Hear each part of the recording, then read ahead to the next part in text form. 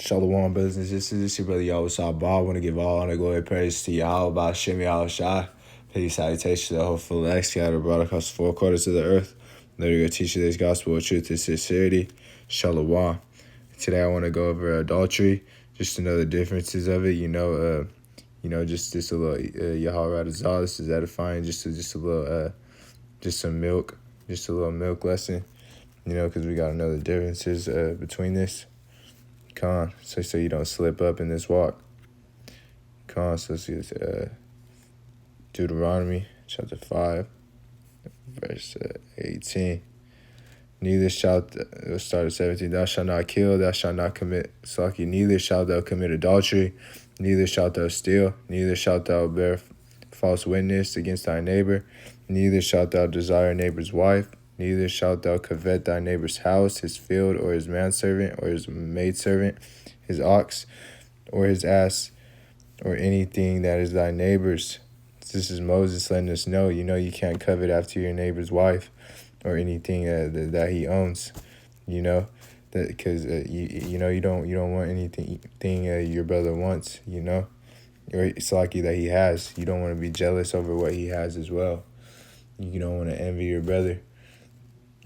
Because he's at the end of the day, you can't desire someone's wisdom as well. This is just we're just vessels of Yahawashi preaching this word, hoping to seal that last servant so we could get out of here. Because that's what it's all about. It's a spiritual battle, and we're trying to make it out. Yahawah.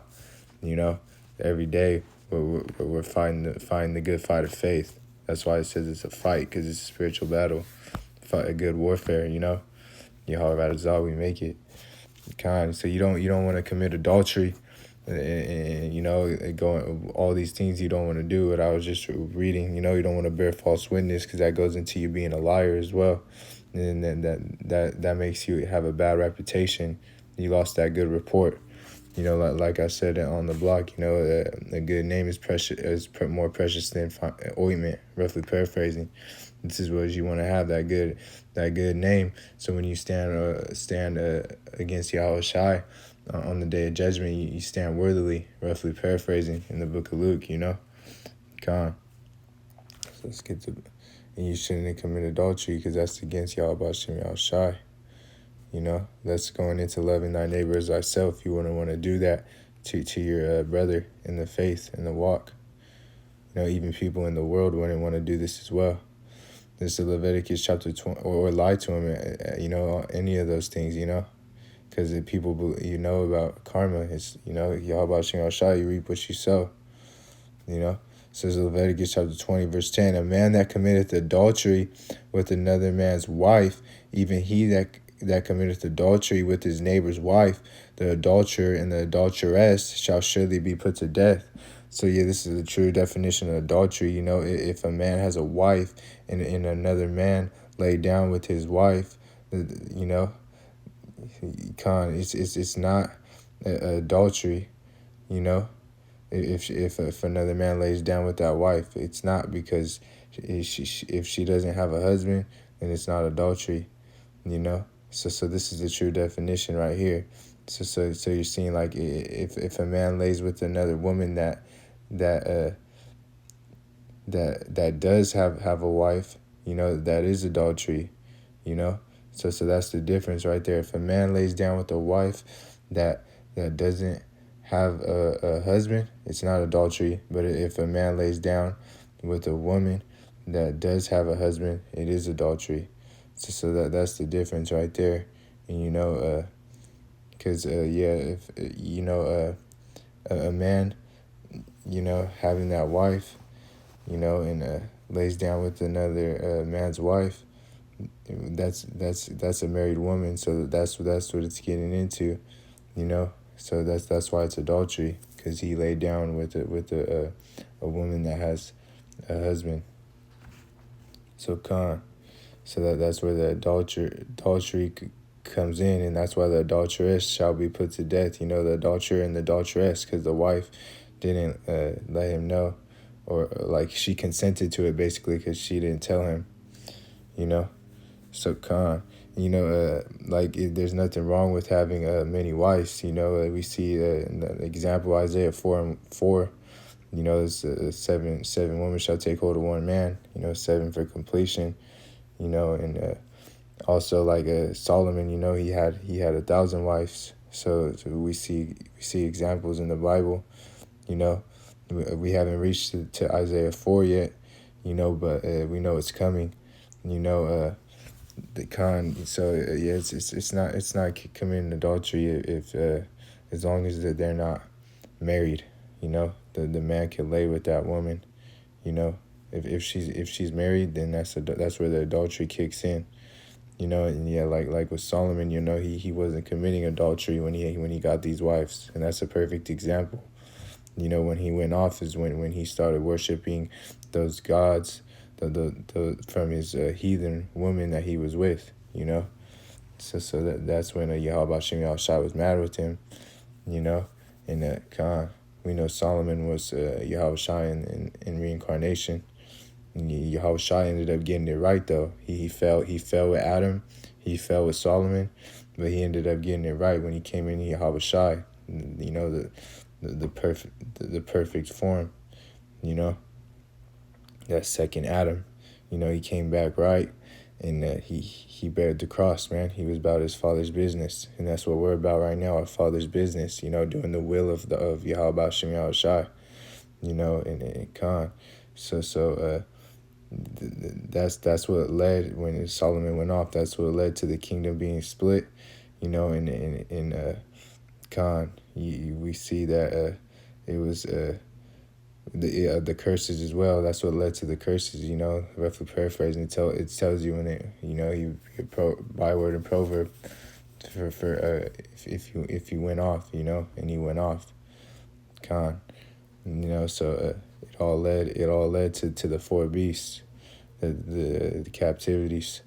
Leading into we're in that Roman revised empire right now. All roads lead to Rome. This is Rome all over again. Con. So yeah, that's why you gotta know the difference between committing adultery or not. That's why if she doesn't have a husband, and then it's green light. If you it's not adultery. So the opposite of that would be if she does have a husband, you can't lay with her because that's adultery. And people, you don't want to slip up on this. Like David with Bathsheba. He slipped up, he committed adultery. And if he wanted a wife, all he had to do is tell Yahawah Shem Yahawashi, and he would have got one. Because that's what Yahawah Shem Yahawashi told him. So that's why it's not good to transgress. Transgress. Yeah, I'm saying this wrong. Transgress. It's not good to transgress because you can't. A lot of people don't understand this stuff. That's why they err, not knowing the scriptures. So let's get the book of Romans.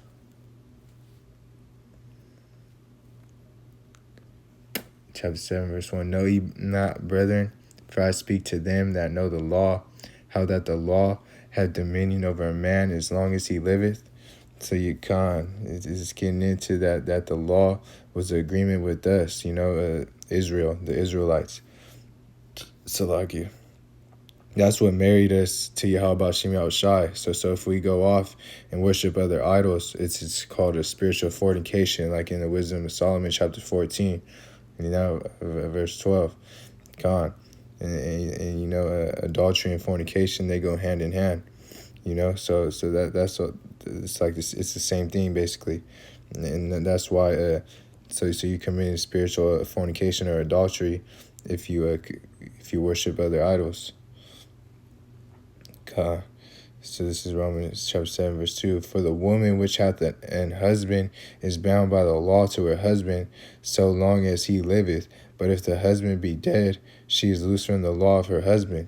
So as long as he's alive, she is bound to that law to be under him and be married. As long as she's married to him, she can't go and get another man. That's what that's getting into. Because that's part of the law, and but if he died, then she's loose from the law, like it says. But if the husband be dead, she is loose from the law of her husband.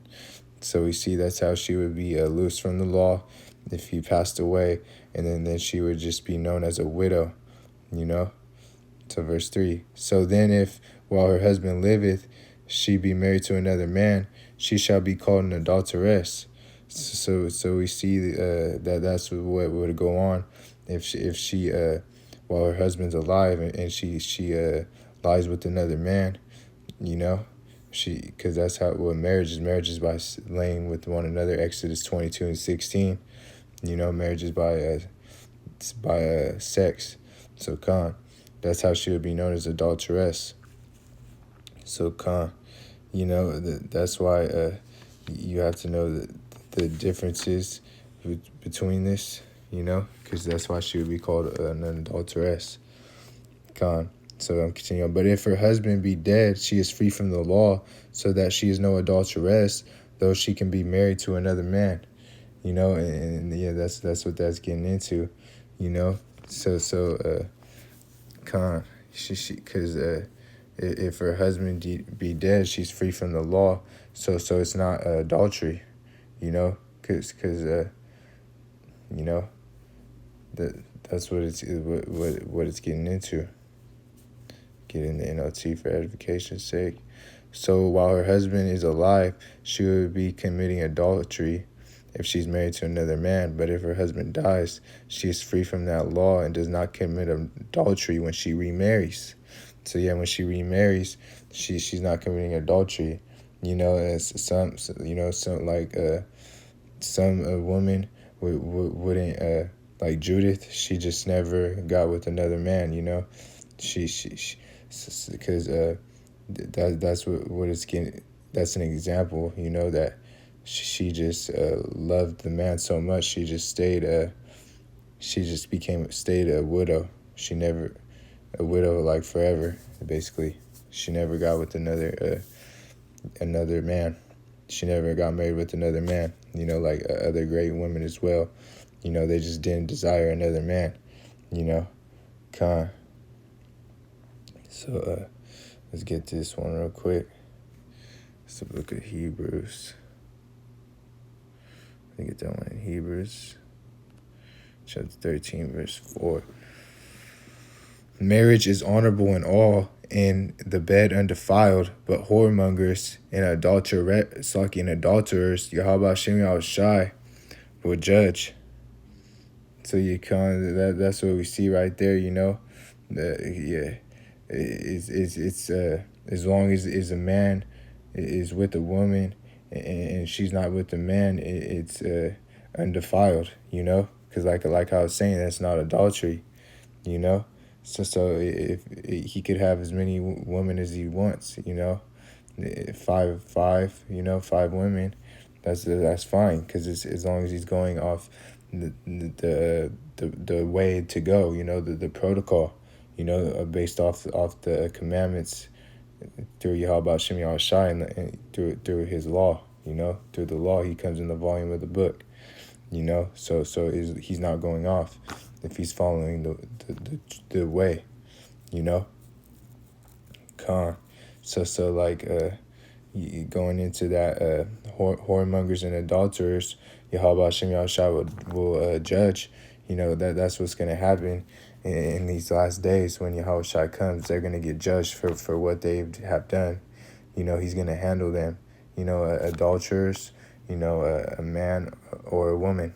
Whoremongers, those are known as pimps, and that goes for both sides. We see women doing it as well, and and they even got OnlyFans and stuff too. So you're getting, there's just a lot of ways that women can pimp you out, and because they'll play you too. That's what that goes in with that OnlyFans. They're really playing you out your money, and it's like men that pimp women, they do that just to get money out of you as well too, you know. So that's why in a whoremonger is someone who has it's not like it's some whoremongers, like I said, it's in those pimps, like cause yeah, they're really playing you, you know, just having you do whatever they say, you know, and getting money out of you. And someone who, it's not someone who has a lot of wives, you know, because as long as she's not married, it's not a sin. So that's not what a pimp is, you know, because he could have as many as women he wants if she doesn't have a husband. Salagia, you know. So Khan, you have to know the differences on that, you know, and the more wives you have, the more headaches you will have. You know, you'll have trouble in the flesh, as Paul said, you know, roughly paraphrasing. So, Khan, and you also have to take care of her needs, you know, like it says in the book of Sirach, you know, the basic needs, Khan. And you know, it also says it in 1 Timothy chapter 5, verse 8. But if any man provide not for his own, and especially for those of his own house, he had denied the faith and is worse than an infidel. So yeah, you've denied the faith and you're worse than an unbeliever if you don't provide for your own house, you know. You know, and for any not of his, for his own, you know. So if you're not providing for your wives, the more wives you get in this walk of faith in Yahawashi, you know, and then you're going against Yahawashi, and you've denied the faith, and you're worse than an unbeliever. And when the scriptures say to be that, you know, and when Paul says that, you know, it's okay to be with the unbeliever, you know, it's talking about when you walk into this truth.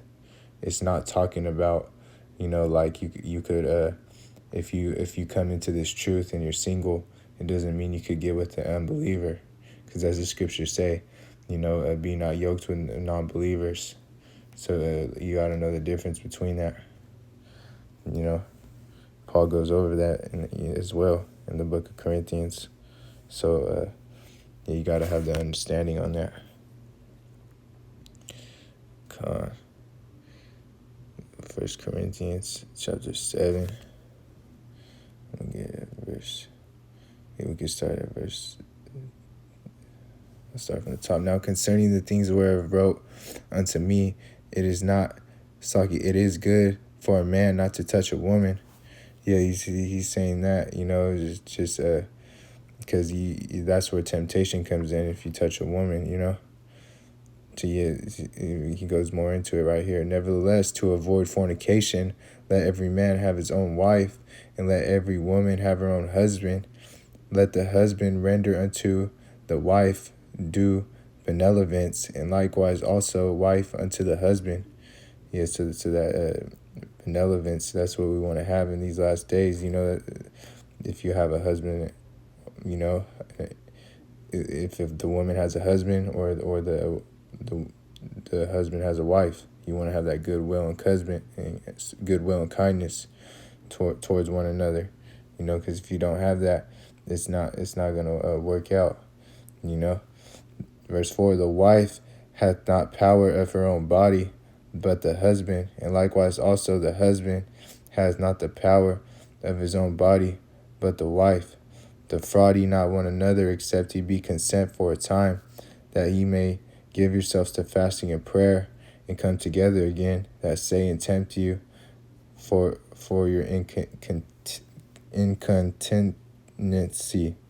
So you can't, you know, like, so it's getting into, like, you don't want to hold your sexual desires from each other, you know. You want to pray and fast, you know, and come together again, you know, to be on, because you're one flesh with your husband or wife.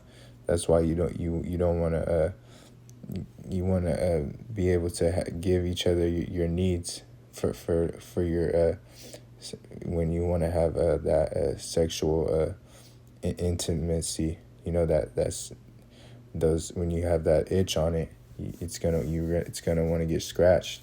So that's why you got to fast and prayer to come together again. Let sin tempt you. Let's get that in the NOT.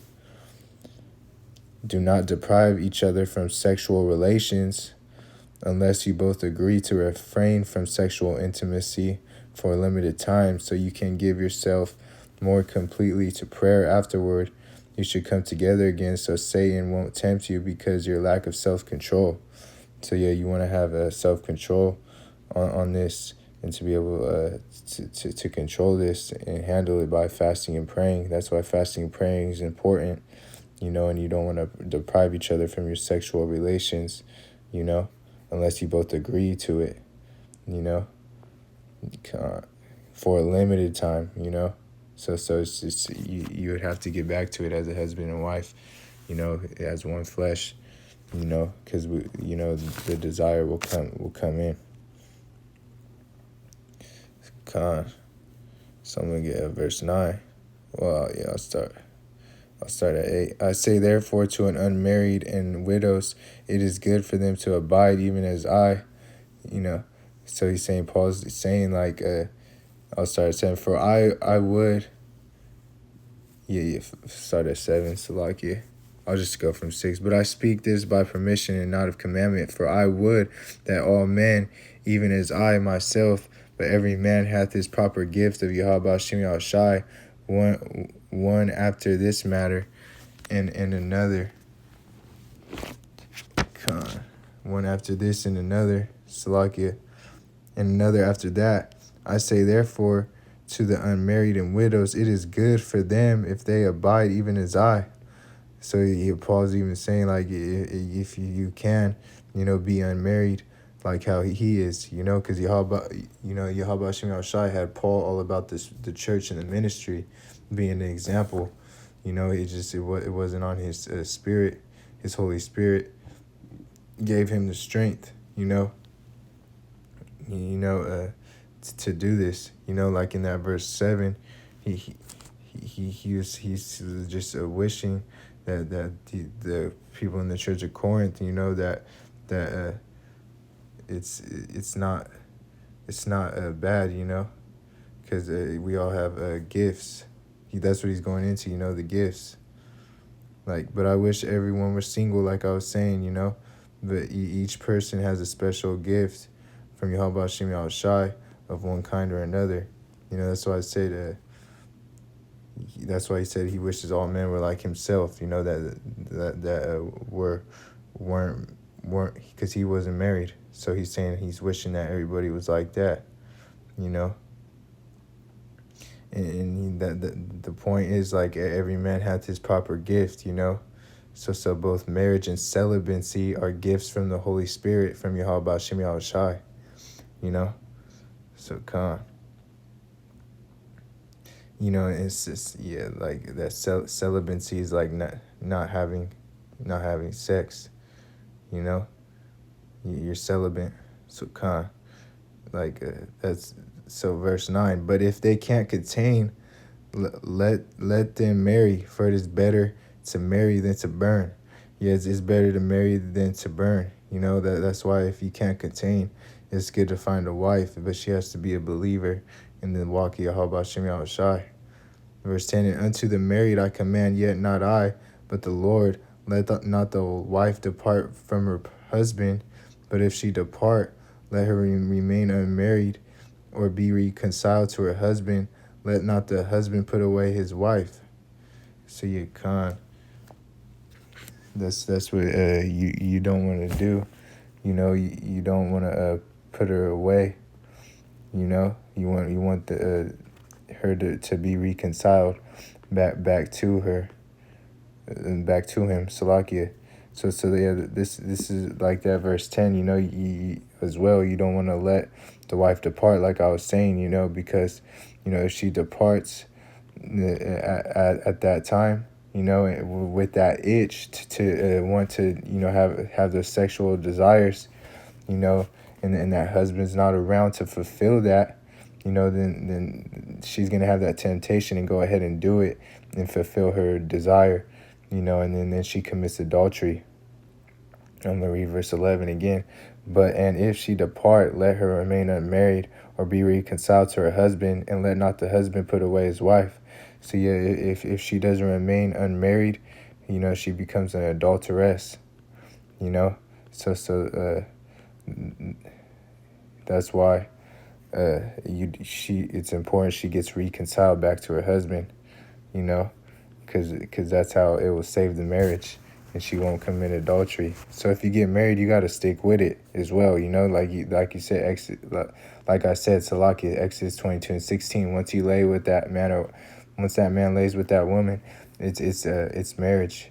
So you got to choose wisely, in this walk, because you got to stick with her, and you guys are one flesh. So you can't leave each other whenever you feel like it.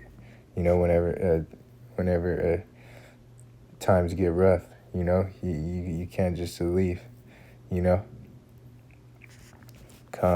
because if another man comes into that's confusion. You're not supposed to be doing that. Let's get this example.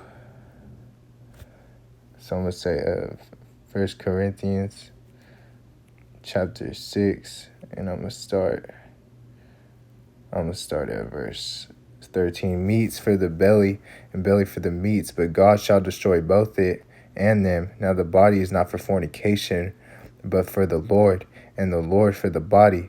If God had both raised up the Lord, and will raise up Slaki, and will also raise up by his own power. Know ye not that your bodies are not Slaki? Know ye not that your bodies are the members of a Mashiach? Shall I then take the members of a Mashiach and make them members of an harlot? Yahawashi forbid. What? Know ye not that which is joined to an harlot is one body? For saith he, shall be one flesh. But he that is joined unto the Lord is one spirit. Flee fornication. Every man that sin, every sin that a man doeth is without body. But he that committeth fornication sinneth against his own soul. What? Know ye not that your body is the temple of the Holy Ghost, which is in you, which ye have of Yahawashi? You are not his own.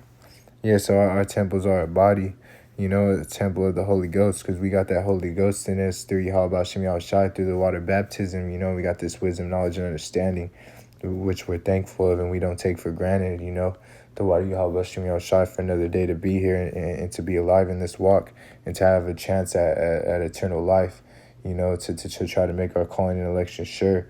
And that's why you don't want to be one flesh with an harlot, because you're one spirit with that woman, and that's why you don't want to, because our body's a temple, so we have to treat it like a temple, and we can't get with the harlot, because we know that a harlot, she wouldn't be a believer as well, because she's going against the doctrine, and it leads into fornication if you're with a harlot, because Yahawashi, that's why Paul said flee from fornication, and you're committing fornication against your own soul. If you're with that woman, you're one flesh with her, so you're one flesh with the harlot, so you're not truly in the true spirit of Yahawashi. So if you're with a harlot, you have to put her away. You can't stay with her. Once she commits adultery on you, you have to put her out. If not, you're one flesh with her. Because Yahawashi, he shall destroy both it and them, so that they're going to get destroyed, like I read in verse 13, because we're the members of a Mashiach. So Yahawashi forbidded this, that we be members of an harlot, so we got to set the example and not do that. You're contrary to the doctrine if you're not taking heed to that. So I'm going to get Jeremiah chapter 3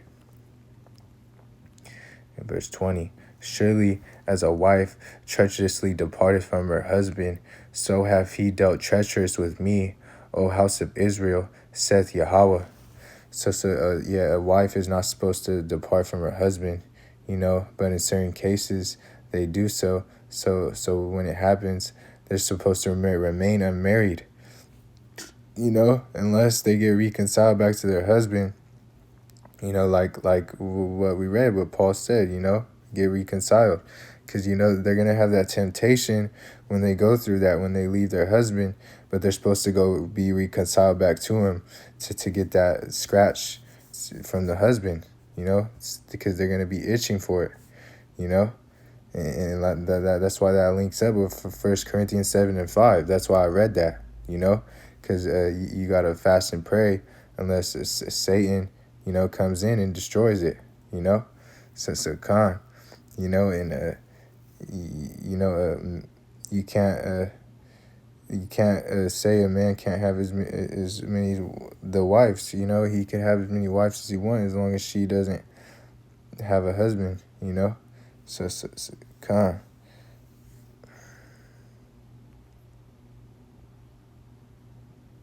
So I want to get to the book of Malachi. Salakia, bear with me.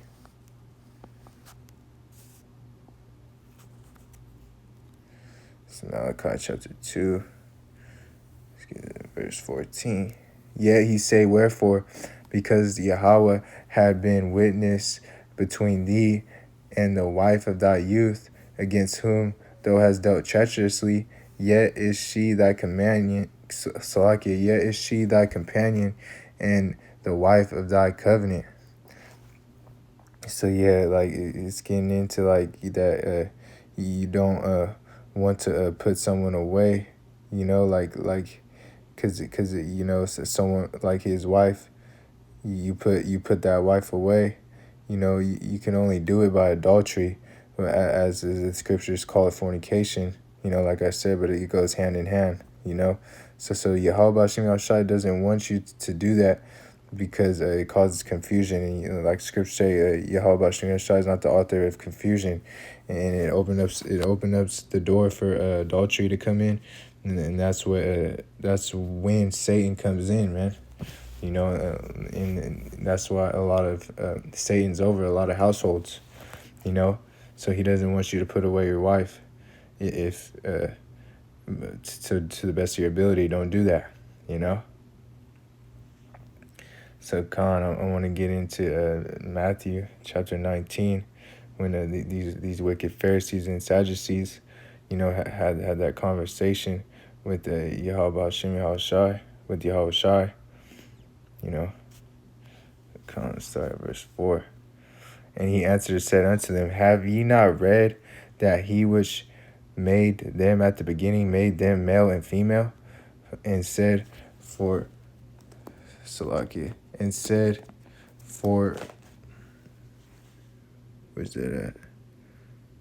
And Salakia, and said, for this cause shall a man leave his father and mother, and shall cleave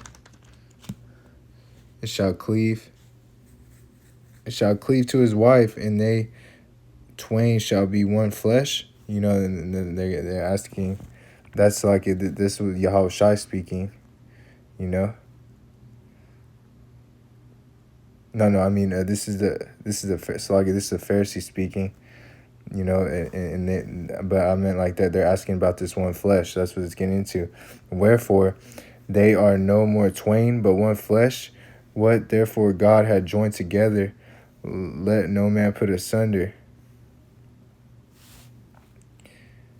So yeah, it's getting into like that one flesh, like I was saying. So wait, is this? Yeah, this is Yahawashi speaking. I was right, my bad, Salakia. Yeah, because this is what Yahawashi, that's what I would thought as well, This is what Yahawashi said back to them. Because I don't have the red letter on here, so it kind of throws me off sometimes. But yeah, like that's what Yahawashi responded to them, Because that's why he said,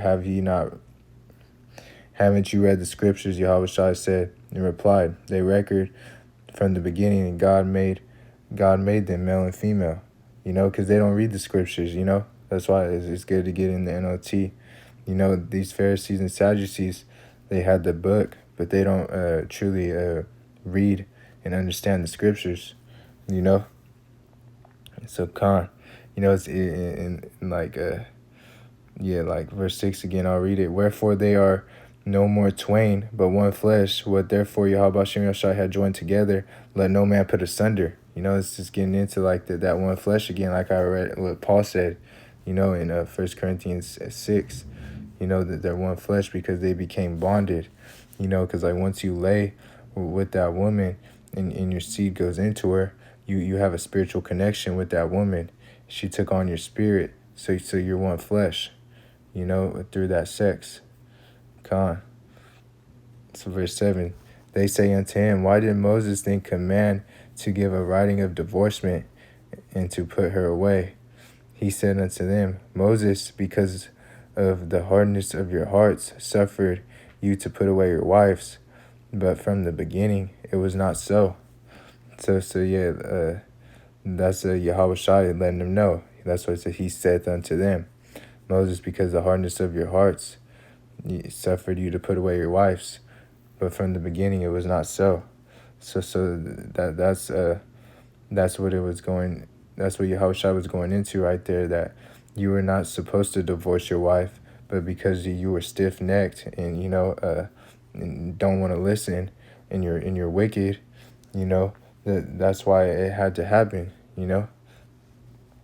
Because that's why they wanted to go get another woman,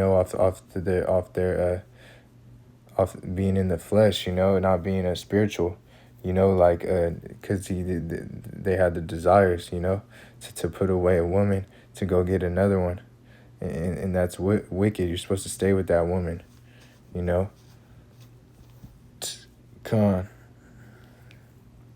Yeah, and like I was saying, like if you have 2 or 5 women, you're gonna have more trouble in that flesh, because you have to provide more for him, like I brought out in the First Timothy, because it tells you in the book of Sirach, you gotta provide for that woman, a roof over a roof over her head, and her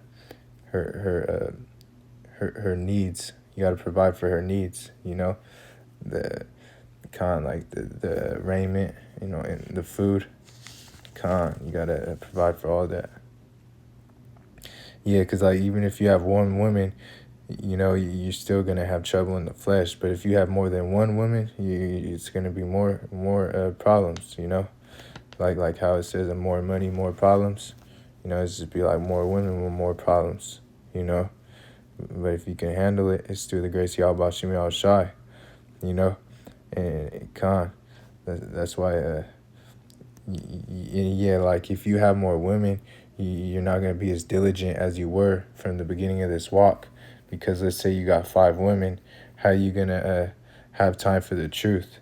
Because you got to spend time with that woman, so it's just things switch up, that's why Paul said that that precept I brought out, he's I'd rather you not marry, because Paul was focused on this ministry, he was apostle of the Gentiles. He understood the problems that wives caused.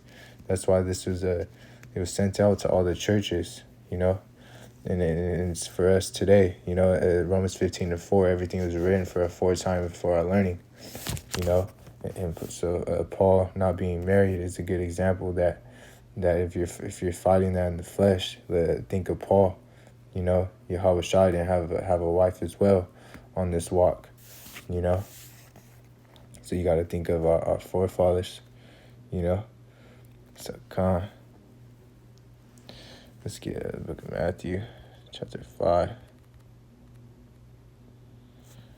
verse 31.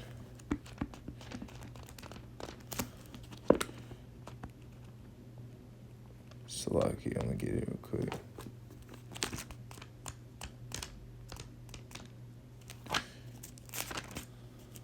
This is Matthew chapter 5, verse 31. And it been said, whosoever shall put away his wife, let him give her a writing of divorcement. So that was the law of Moses, because the hardness of your hearts, like what we just read in Matthew 19. So verse 32, but I say unto you that whosoever shall put away his wife, saving for the cause of fornication, causeth her to commit adultery, and whosoever shall marry her that is divorced committeth adultery. So if you put her away and it's not for adultery, that's just because you got tired of her, that's not the way to go, because you committed her to commit adultery, because you put her away and she went and laid with someone else when she had that desire to fulfill her desires, of her needs, because so you committed her to commit adultery, so you it's on you too for having her commit adultery, so this was worded, to understand from that Leviticus 20:10, it's worded right with it, because we know that's what that adultery is, a man laying down with a married woman, not a man laying down with a woman that's unmarried, because as long, like I said, as long as the woman's not married, it's not adultery. So but if you do get with that woman, you're gonna have more trouble in the flesh. So let's get the example in Mark. So Mark chapter 10, verse 10. And in the house his disciples asked him again of the same manner. And he said unto them, whosoever shall put his wife and marry another committeth adultery against her. And if a man shall put away her husband and be married to another, she committeth adultery.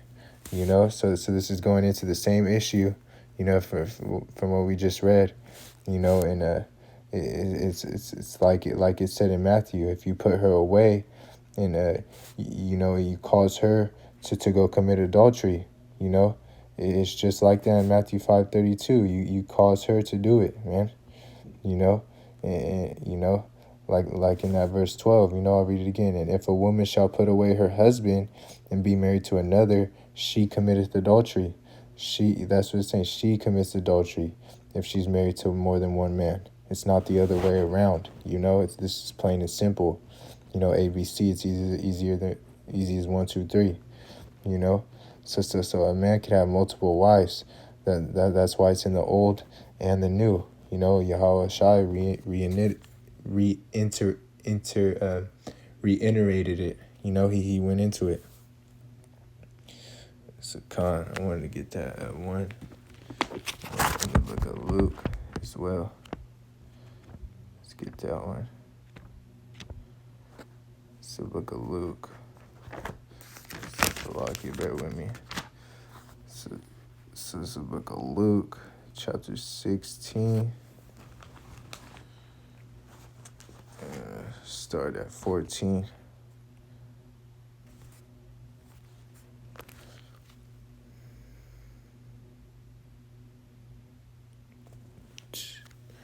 We could start at 10. He that is faithful in that which is least is faithful also in much. He that is unjust is unjust also in much. So let's get that in NLT. If you are faithful in little things, you will be faithful in large ones. But if you are dishonest in little things, you won't be honest with greater responsibilities. So yeah, this is getting into like if you like, it goes into also if you were in the world, and if you were like, if you weren't faithful in the world, you're not gonna be honest and great with the greater responsibilities. So you got to be faithful with the little things to be faithful with the large ones, But if you're dishonest in the little things, you're not gonna be honest with greater responsibilities. So you don't want to be dishonest in this walk. So read that in verse 11, and it. So this is verse 11. If therefore ye have not been faithful in unrighteous mammon, who will commit to trust the true riches? Who will commit to your trust the true riches? Yeah, so if you are untrustworthy about worldly wealth, who will trust you with the true riches of heaven? Yeah, so like I said, going into that worldly, because if you were like this in the world, you know, that if you're if you're untrustworthy about the worldly wealth, who will trust you with the true riches of heaven? That's why I said it was going about if you were in this world, before you were in the faith, you know. So the way you were in the world, it still reflects how you were going to be in this truth. Because if you were in the world and you didn't have a conscience, if you always were not showing love to brothers, then it's going to show in the truth, because yeah, we all some people who might have killed people, and repented and got baptized in that water, and came and washed their sins away, and came into sanctification and got right. But they were probably a loving brothers, and that it was just a slip up, because it's all about how you love one another. So that's why it says, if you are untrustworthy about worldly wealth, who will trust you with the true riches of heaven? And then this, like, it goes into what Yahawashi said, if you can't, roughly paraphrasing, if you can't understand worldly things, how can you understand spiritual things? If you can't understand the earthly things, how can you understand spiritual things, heavenly things? Roughly paraphrasing, because they can't. Because they're too much of this world. They haven't put on that new man. They got the love for this world. They're gonna look back like Lot's wife. Because she had great possessions in that world. She had the love for that world. The desires of what she had in that world. So verse 12. Verse 13. No servant can serve two masters, for either he will hate the one and love the other, or else he will hold to the one and despise the other. You cannot serve God and mammon. Yeah, and you can't, like, roughly paraphrasing, like Paul said, you can't sit on the cup, you can't sit on the table with devils, and Yahawashi, You have to pick a side. You can't serve two masters. You're going to hate the one and love the other. That's as Yahawashi is saying.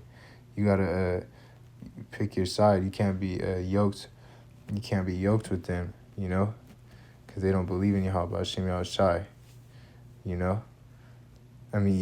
we know Satan, of course, he believes in Yahawashi, but how can two walk together if they be agreed? That he doesn't agree with righteousness walk, is what I meant to say. Salakia. Khan. Verse 14, and the Pharisees also, who were covetous, heard all these things and derided him. Let's get there in the LT. And the Pharisees, who dearly loved their money, heard all these things and scoffed at him. Yeah, and there's a lot of scoffers in this walk today. They scoff at the truth of Yahawashi. And it's all prophecy, like Peter said. And this is part of this walk. It's part of going through the refinement in the gold. Because we're really going to have to go through the refinement. Like the scripture says, then they should know who are my chosen. Because that's all part of this walk. Verse 15. And he said unto them, ye are they which justify yourselves before men, but Yahawashi knoweth your hearts. For that which is highly esteemed among all men is abomination in the sight of Yahawashi. Yeah, so that's an abomination to Yahawashi. If you're doing this, if you're justifying yourselves before men, and Khan, you're treating yourself highly esteemed above men, that's not the way to go, That's why the scriptures say, cast out your pearls not before swine, roughly paraphrasing, cast it out between dogs. Let me get that real quick. It's in Matthew chapter 7, verse 6. Give not that which is holy unto dogs, neither cast ye your pearls before the swine, lest they trample them under their feet and turn again and rend you. Yeah, because it will bite you in the back if you do that, It's going to bite you in the back, and you're going to regret you did it. That's why you don't want to cast out your pearls before swine, because these people weren't worthy drinking the cup of Yahawah Shem Yahawashi worthily, you know. They weren't worthy to have this, you know. They yeah, Khan, because they didn't show themselves worthy. They couldn't take the burden. They couldn't handle it. They couldn't bear their cross and continue to walk, you know, daily. You know, like Yahawashi said, you know, bear your cross and follow me. And his burden's easy. They couldn't handle the burden. Yeah, but going to that verse 15, you know, more, it's like the Pharisees, they acted pious, you know, and then that's hypocritical, you know, acting sincere, but they're not, you know. Like we could get this in the NLT. You know, it says that, then he said unto them, you like to appear righteous in public, but Yahawah Shem Yahawashi know your hearts. What this world honors is detestable in the sight of Yahawah Shem Yahawashi. You know, that's what it's getting into, you know. The Khan, you know, they act like that, you know, like it said, you know, they appear to be righteous in public, but they're not. They're not righteous, you know. They're those wolves hidden like sheep, like how I was going over with the brother Yeremi on the block, you know, and you know, and they act like this pious hypocritical way, you know, trying to be righteous, but they're not, trying to be sincere, but they're not, to get praise from others. But Yahawah Shem Yahawashi, he knew what was in their hearts, you know, so he already knew how they were acting. He already knew what was going on from the jump. You know, they considered their wealth as a sign of Yahawah Shem Yahawashi's approval. But, you know, Yahawah Shem Yahawashi detested their wealth, for it caused them to abandon their true spirituality, you know, the true fruits of the Spirit, you know, that prosperity, you know, they thought that it would earn people's praise, but it's not a way to truly do it. You know, it's not a substitute for devotion or service to Yahawah Shem Yahawashi. You know, and there's a lot of modern day Pharisees out here who try to highly esteem themselves before men. You know, you know, even if it's not even about money. You know, because these Pharisees, though, they were in the Romans way, under the Romans, you know, through captivity, and they didn't want to come out of that way through the Romans. You know, they wanted to stay carnal. They didn't want to look at this in a spiritual aspect, because they loved the benefits that they were getting from the Romans. You know, so you know, like that's what it gets more into. You know, because some things that are considered acceptable by men, you know, are hated by Yahawah Shem Yahawashi. That's why he said it's an abomination in the sight of Yahawah Shem Yahawashi. So you're an abomination if you do this stuff. I'm gonna continue on. In the laws, so like the law and the prophets were until John. Since that time, the kingdom of Yahawah Shem Yahawashi is preached, and every man presseth into it, and it is easier for heaven and earth to pass, and the one tittle of the law to fail. Here we go again, what we was getting into. Verse 18, whosoever put away his wife and marry another committeth adultery. Whosoever marry her that is put away from her husband committeth adultery. Yeah, because that's what it's getting into. So you don't want to put away your wife and marry another, because you commit adultery. You weren't supposed to put her away. You were supposed to stay with her, you know, and then you could get another wife if she's not married to a husband. And then whosoever marry her that is put away from her husband committeth adultery, because she's supposed to stay widowed. You know, if not, then she's supposed to reconcile back to her husband. You know, that's what it's getting back into it. You know, the differences. So yeah, I just wanted to go over this, you know, for edification's sake. So let's get that 1 Timothy chapter 4 and verse 3. Forbidding to marry and commanding to abstain from meats, which Yahawah Shem Yahawashi had created to be received with thanksgiving of them which believe and know the truth. So yeah, this is two examples. You know, it's twofold. You know, it's to be talking about like how the Roman Catholic Church, you know, it doesn't allow, you know, the priest to get married, but then we know what these they do with these little boys. You know, they have sex with them. You know, make it make sense. you know, like through our people, through captivity, you know, we were raped, robbed, and murdered, you know, so it's nothing new under the sun. They love doing this raping thing, man. You know, this is Esau Edom, the so-called white man. This is what he does. You know, he's a profane person, man. You know, as the scriptures say. You know, Khan. So make it make sense. You know, in the twofold. You know, this is also talking about a man that wants to marry more than one wife. You know, it can't be forbid. You can't stop that. You know, because if she's not married to another man, it can't be stopped. He could marry he could have multiple wives. You know, you can't stop this. You know, in the meat part, you know, we know that this food, you know, it's all defiled, and yeah, it probably is getting sacrificed to idols, right?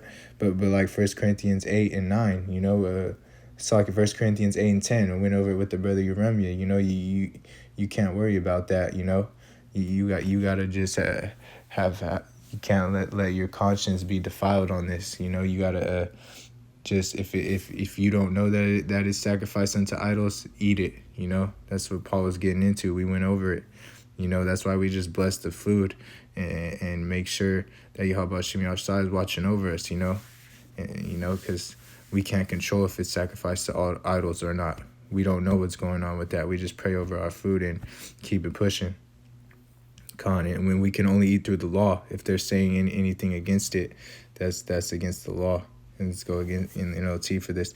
Then I will say it is wrong to be married and wrong to eat certain foods, but Yahawashi created those foods to be eaten with thanks by faithful people who know the truth. Yeah, and that's what we're faithful people who know the truth, and we know that we got to follow the law when we eat. You know, Leviticus 11:7 says that a swine is an abomination. You know, you can't eat swine.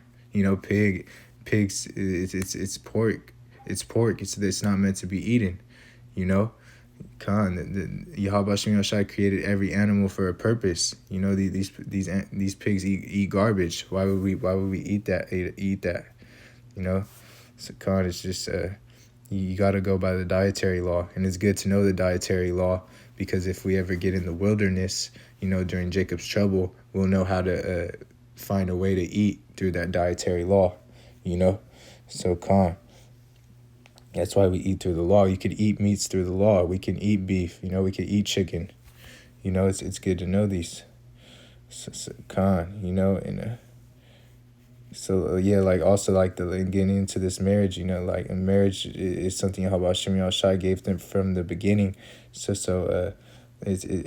optional if the man wants to have multiple wives or not. You know, so you can't forbid it. That's if that's a doctrine you're pushing, that's false, and you got to repent from it. Let's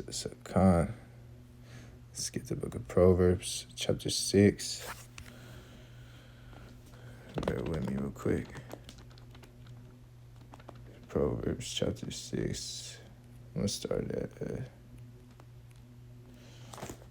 start at 27. So bear with me. So this is Proverbs chapter 20, Proverbs chapter 6. I'm going to start at verse 27. You know, can a man take a fire in his bosom and his clothes not be burned? Can one go upon hot coals and his feet not be burned? So he that goeth into his neighbor's wife, whosoever toucheth her shall not be innocent. Men do not despise a thief if he steal to satisfy his soul when he is hungry. But if he be found, he shall restore sevenfold, and he shall give all the substance of his house. But whoso committeth adultery with a woman lacketh understanding. He that doeth it destroyeth his own soul. So yeah, kind of like this is it was going into, you know, like verse 27, you know, like these are comparisons, you know, used to demonstrate Salakia, you know, the folly of adultery, man. And you know, that like the first example, you know, it's going into it, verse 27. You know, it's like just as fire burns clothing, you know, and coals burn feet, so adultery inevitably brings punishment. You know, and the second one, you know, Yeah, I just read it. You know, the coals. I just read that one. You know, and so yeah, that's that was the first example. You know what I read right there. You know, verse 27. Just as fire burns clothing, and coals burn feet. You know, that adultery brings punishment, and con and yeah, like so yeah, I went into those two examples, 27, 28, and then going into the thief part, now that you're not going to be innocent for this, because you're touching your neighbor's wife. We went into that Deuteronomy chapter 5. You're not supposed to do this. you know you're not supposed to covet your neighbor's wife, according to the law. And also you know, men do not despise a thief if he steal to satisfy his soul when he is hungry. But if he be found, he shall restore sevenfold. He shall give all the substance of his house. So Khan. But whoso committeth adultery with a woman lacketh understanding. He that doeth destroyeth his own soul. So you're destroying your own soul as you're doing this, and it's also getting into that this punishment of adultery, is you're not gonna you're not, yeah, like I'll continue on to go into it. A wound in a dishonor shall he get, and his reproach shall not be wiped away. For jealousy is the rage of a man, therefore he will not spare in the day of vengeance. Verse 35, he will not regard any ransom, neither will he rest content, though thou givest many gifts. Yeah, so he's not going to spare in the day of vengeance. You give him any gifts or something, he's not going to be content with it, if you give him gifts. He's going to get vengeance, by blood, payback. And we see this, like a lot of men walk in and catch their wife cheating on them. And yeah, they end up killing that man. We seen it in that movie called Minority Report. He was going to kill that man, or even his woman, Salaki, I can't remember who he put the knife on, either his woman or the man, but it's still part of the point. He gets the payback through blood, and it's happened in this world as well.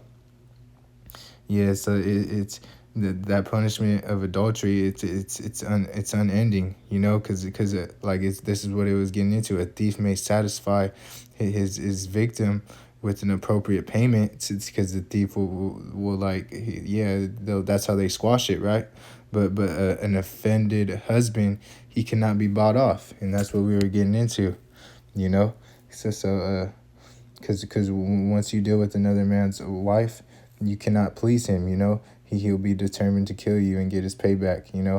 And this all goes into the book of Numbers. Chapter 5. That jealousy feeling. That jealousy feeling. And then they would, once they have that jealousy feeling, if they didn't, because of course they didn't see her do it. They don't know if she cheated or not, but they will take her to the priest, and they'll find out by her drinking that water, to see if she's guilty or not. So she would be before the priest and see if she committed that adultery or not. So yeah, and if she was guilty, it would show, that her thigh, it would rot, So we see that happening today with women, because the thigh would rot, if she that's how we know if she was. Yeah, that's how also they would know if she was innocent or not, because if she was innocent, then the man was just insecure. But like I was saying, if the man, if the man catches the woman and not catches her, but through the priest, they would catch her, then then that's how you would catch her, basically, is what I'm saying. It's through the priest, finding out through her drinking the water if her thigh would rot. And yeah, so her thigh would rot. We see this today, like a lot of women being harlots, laying on man, and their thigh goes bad. Salakia, and it's all confusion. You know, this is Babylon the Great, known as confusion. You know, Babel is called confusion as well. It's all going back to Nimrod. You know what Nimrod means? Rebellion. So it's just, this is a rebellion spirit from Esau, Edom, the so-called white man, on these people today. You know, and they're not going to repent because they're blinded unless Yahawah blinds them, you know. Khan, we could get that Numbers real quick as an example. Numbers chapter 5. Let's start at 27. And when he had made her to drink water, like I was saying, they would drink water, then it shall come to pass that if she be defiled and have done trespassed against her husband, that the water that causeth the curse shall enter into her and become bitter, and her belly shall swell, and her thigh shall rot, like I was saying, you know, and the woman shall be a curse among her people. And if she be not defiled, but be clean, then she shall be free and shall conceive seed. So you see that she would be a curse among the people, and her thigh shall rot. This is the law of jealousies, when a wife goeth aside to another instead of her husband and is defiled. So we see this is the law of jealousies, you know, because like I said, the man would get that jealousy feeling. So Khan, you know, and Khan, because she's defiled, you know, Khan. Or when the spirit of jealousy cometh upon him, and he be jealous over his wife, and shall set the woman before Yahawah, and the priest shall execute upon her all this law. Then shall the man be guiltless from iniquity, and this woman shall bear her iniquity. You know, yeah, so yeah, we see like that's what goes on, you know, like because the man will be guiltless from the iniquity, but she shall bear her iniquity, because you know, the priest will find out if she's guilty or not, because he'll execute this law upon her. So Khan, yeah, Yahawah Radazah, this was edifying. You know, just a little back to the basics lesson, because I haven't went over adultery yet. So yeah, this is Matthew 26:6. Now when Yahawashi was in Bethany in the house of Simon the leper, there came unto him a woman having an alabaster box of very precious ointment, poured it on his head as he sat at meat. But when his disciples saw it, they had indignation, saying, To what purpose is this waste? For this ointment might have been sold for much and given to the poor. When Yahawashi understood it, he said unto them, Why trouble ye the woman? For she hath wrought a good work upon me. For ye have the poor always with you, but me ye have not always. For in that she hath poured this ointment on my body, she did it for my burial. Verily I say unto you, wheresoever this gospel shall be preached in the whole world, there's also this that this woman had done, be told for a memorial of her. And with that, I want to give all honor, glory, and praises to Yahawah Ba'ashem Yahawashi. Peace, salutations to the hopeful elect scattered abroad across the four corners of the earth, learning or teaching this gospel in truth and sincerity. Shalom.